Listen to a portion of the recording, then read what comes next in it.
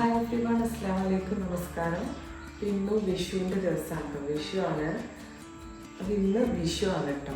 അപ്പോൾ ഞാൻ വിചാരിച്ചു ഇന്നൊരു വീഡിയോ എടുക്കാം. നമുക്ക് പ്രത്യേകിച്ച് ഒന്നും ഉണ്ടാക്കാനൊന്നുമില്ല. ഇന്ന് നമുക്ക് ഉണ്ണിയേട്ടൻ്റെ വീട്ടിൽ നിന്ന് സദ്യ കിട്ടും. അപ്പം ഞാൻ വിചാരിച്ചു ബ്രേക്ക്ഫാസ്റ്റിൻ്റെ റെസിപ്പിയും അങ്ങനെയൊക്കെ കുറച്ച് വീഡിയോസൊക്കെ എടുക്കാം എന്നൊക്കെ വിചാരിച്ചിട്ട് തുടങ്ങിയതാണ്. അപ്പോൾ എന്തായാലും നമുക്ക് ആദ്യം ബ്രേക്ക്ഫാസ്റ്റ് റെഡിയാക്കാം.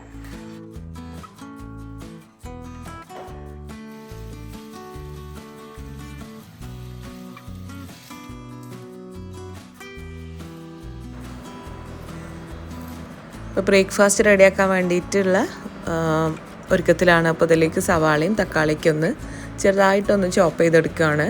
അപ്പോൾ അതിലേക്ക് നമുക്ക് ക്യാപ്സിക്കം ഒക്കെ ഉണ്ടെങ്കിൽ ക്യാപ്സിക്കം ഒക്കെ എടുക്കാം കേട്ടോ. ഞാനിപ്പോൾ ഇവിടെ തക്കാളിയും സവാളയും മാത്രമേ എടുത്തിട്ടുള്ളൂ.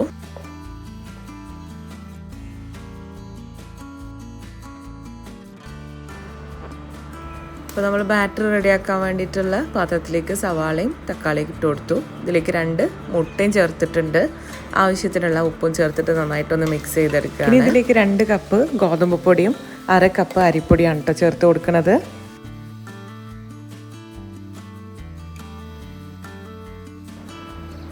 പിന്നെ ചിരകി എടുത്തിട്ടുള്ള തേങ്ങയും കൂടെ ചേർക്കുന്നുണ്ട്.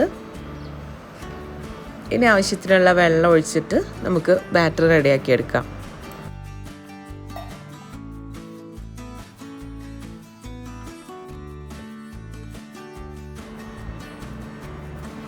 ഇനി ഇതൊരു 10 മിനിറ്റ് നേരത്തേക്ക് അടച്ചു വെക്കുന്നുണ്ട്. ആ സമയം കൊണ്ട് നമുക്കിതിലേക്കുള്ള ചമ്മന്തി ഉണ്ടാക്കാം.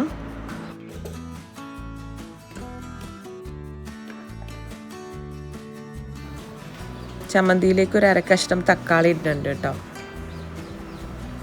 പിന്നെ ഉണക്കമുളകൊന്ന് സ്റ്റൗവിൽ വെച്ചിട്ട് ചുട്ടെടുക്കുകയാണ്. അതുകൂടെ ചേർത്ത് കൊടുക്കണം.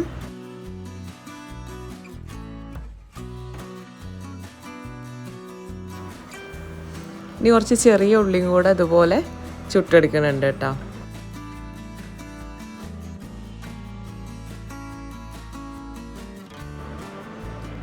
ചമ്മന്തിക്ക് ഒരു സ്മോക്കി ടേസ്റ്റും കൂടെ കിട്ടാൻ വേണ്ടിയിട്ടാണ് കേട്ടോ അങ്ങനെ ചെയ്യുന്നത്.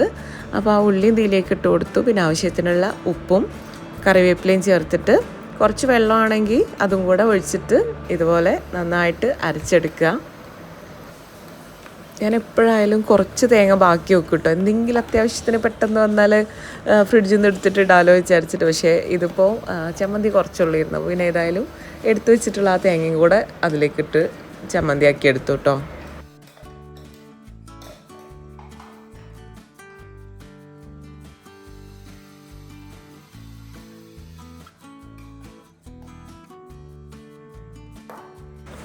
ഇനി ഗോതമ്പ് ദോശ ചുട്ടു തുടങ്ങാം.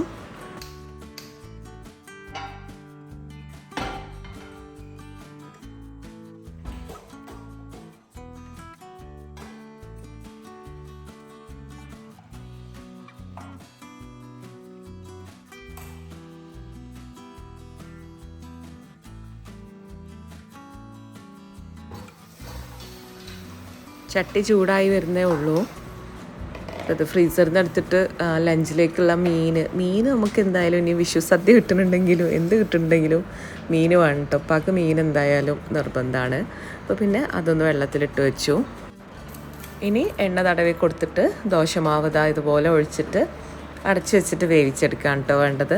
അപ്പോൾ ഈ ഒരു ഇരുമ്പ് ചട്ടി എങ്ങനെയാണ് മയക്കിയെടുക്കലെന്ന് ചിലരൊക്കെ കമൻറ്റിൽ ചോദിക്കലുണ്ട് കേട്ടോ. ഈ ചട്ടി എപ്പോൾ കാണിക്കുമ്പോഴും എൻ്റെ അധികം ബ്രേക്ക്ഫാസ്റ്റ് റെസിപ്പി കാണിക്കണമെങ്കിലും ഈ ഒരു ഇരുമ്പ് ചട്ടി ഉണ്ടാവലുണ്ട്.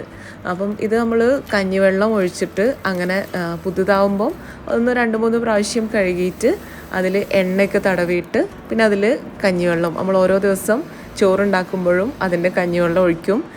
എന്നിട്ട് നന്നായിട്ട് തിളപ്പിച്ചിട്ട് അങ്ങനെ വെക്കും. എന്നിട്ട് അടുത്ത ദിവസം അത് ഒഴിക്കും. പിന്നെയും പുതിയ കഞ്ഞിവെള്ളം ഒഴിച്ചിട്ട് അങ്ങനെ തിളപ്പിച്ചെടുക്കും. അങ്ങനെ 2-3 ദിവസം അങ്ങനെ തിളപ്പിച്ചെടുത്ത് മാറ്റിയിട്ട് പിന്നെയാണ് നമ്മൾ യൂസ് ചെയ്ത് തുടങ്ങൽ. അപ്പോൾ അങ്ങനെ ആകുമ്പോൾ പെട്ടെന്ന് തന്നെ വാങ്ങി കിട്ടലും ഉണ്ട് കേട്ടോ.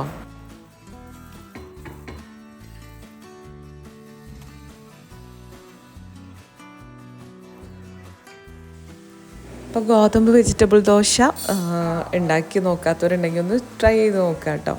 നമ്മളെന്നും ഉണ്ടാക്കുന്നതിൽ ഒരു വ്യത്യസ്തമായിട്ട് ഉണ്ടാക്കുമ്പം രസമല്ലേ. മറ്റേത് എന്നും ഒരേപോലെ ആകുമ്പോൾ നമുക്കൊരു മടുപ്പ് വരുമല്ലോ.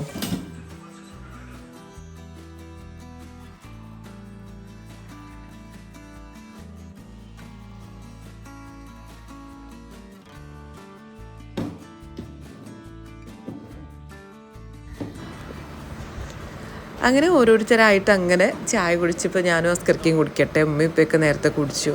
മക്കളൊക്കെ കഴിക്കാനുണ്ട്, ഓരൊക്കെ അങ്ങനെ ഓരോരോ ആൾക്കാരായിട്ട് അങ്ങനെ വരലാണ് കേട്ടോ. സ്കൂളില്ലാതാവുമ്പോൾ ഉച്ചവരെ ചായ കുടി തന്നെ ആയിരിക്കും കേട്ടോ പണി. ഉച്ചയ്ക്ക് ലഞ്ചും കഴിഞ്ഞാലുള്ളൂ ഒന്ന് ഫ്രീ ആവുക.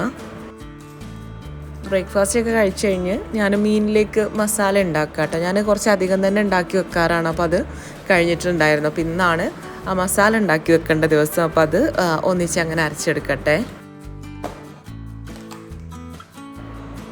അപ്പോൾ ഇതാ നമ്മളുടെ മസാല റെഡി ആയിട്ട്. അപ്പോൾ ചിലരൊക്കെ ചോദിക്കലുണ്ട് ഇതെന്തിനാ അങ്ങനെ ഒന്നിച്ചുണ്ടാക്കി വെക്കേണ്ട ആവശ്യം എന്താ, അത് കുറച്ച് അപ്പോൾ അരച്ചിട്ട് അങ്ങനെ ഫ്രഷ് ആയിട്ട് തേച്ചാൽ മതിയില്ലേ, അതല്ലേ നല്ലതെന്നൊക്കെ പറഞ്ഞിട്ട് ചിലപ്പോഴൊക്കെ നമ്മൾ എല്ലാം എളുപ്പപ്പണികളൊക്കെ നോക്കേണ്ടി വരും കേട്ടോ. നമ്മളെപ്പോഴും ഇങ്ങനെ പണിയെടുത്ത് മാത്രം ജീവിക്കേണ്ട ആൾക്കാരൊന്നുമല്ലല്ലോ, നമുക്ക് ഇടയ്ക്കൊരു റിലാക്സേഷനും ഒക്കെ ആവശ്യം ഉണ്ടാവുമല്ലോ. അപ്പോൾ നമ്മളെക്കൊണ്ട് ചെയ്യാൻ പറ്റുന്ന എളുപ്പവഴികൾ, അത് വലിയ ബുദ്ധിമുട്ടില്ലാത്തതാണെങ്കിൽ ചെയ്യുന്നതിലൊരു കുഴപ്പമില്ല എന്നാണ് എനിക്ക് തോന്നൽ. അപ്പോൾ എന്തായാലും മീൻ ഇതാ അങ്ങനെ മസാലയൊക്കെ തേച്ചിട്ട് പൊരിച്ചെടുക്കുകയാണ്.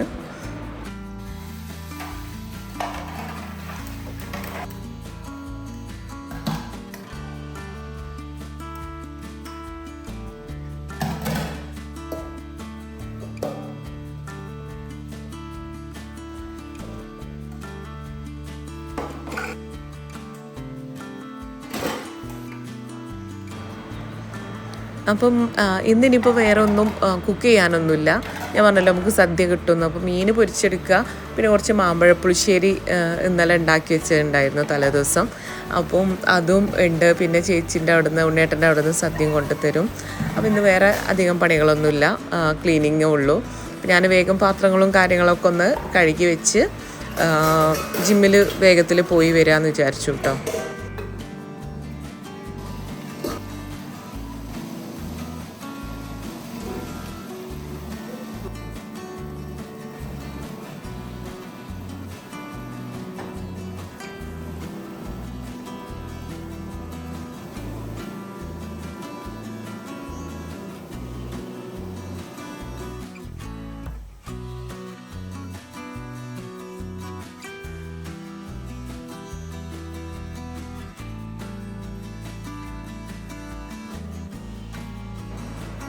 ഇന്നിനിപ്പോൾ മീനും കൂടെ പൊരിച്ചെടുത്ത് കഴിഞ്ഞാൽ നമ്മളുടെ കുക്കിംഗ് പരിപാടികൾ തീർന്നു കേട്ടോ.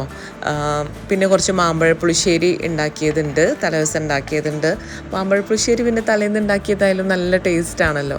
എന്തായാലും അതുകൊണ്ട് പിന്നെ ഉണ്ണേട്ടൻ്റെ അവിടെ നിന്ന് നമുക്ക് സദ്യൻ്റെ കിട്ടും ചെയ്യുമല്ലോ. അപ്പോൾ ഇനി വേറെ കുക്കിംഗ് പരിപാടികളൊന്നുമില്ല, ഒന്ന് ക്ലീൻ ചെയ്താൽ മതി കേട്ടോ.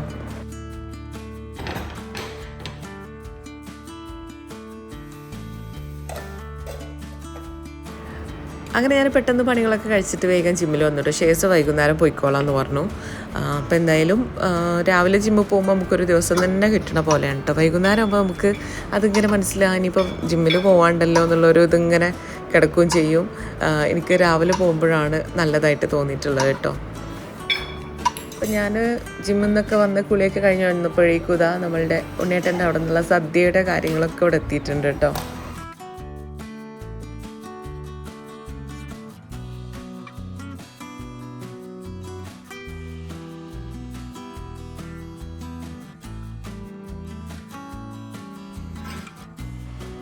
ഇത് തലേദിവസം നമ്മൾ ഉണ്ടാക്കിയിട്ടുള്ള മാമ്പഴപ്പുളിശ്ശേരിയാണ്. അപ്പോൾ എന്തായാലും നമുക്ക് സദ്യ കഴിക്കാമല്ലേ.